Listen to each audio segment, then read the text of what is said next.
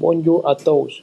Aujourd'hui, Headhighs vos presenter trois actualités du monde francophone sur trois thèmes différents. La culture et la société, les arts et le divertissement, et enfin économie et innovation.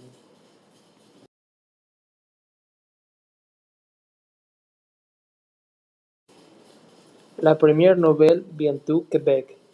Le gouvernement a lancé un grand plan pour renforcer l'usage du français dans les écoles. Ce programme inclut de cours et modernise le matériel éducatif. J'ai choisi cette nouvelle parce que la protection du langage est essentielle pour défendre l'identité culturelle.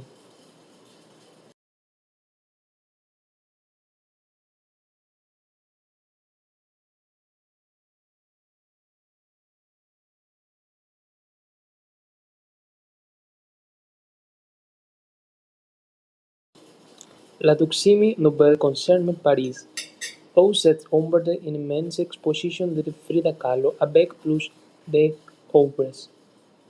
J'ai choisi cet article parce que j'admire Frida Kahlo et je trouve impressionnant que son travail se célèbre à une telle échelle.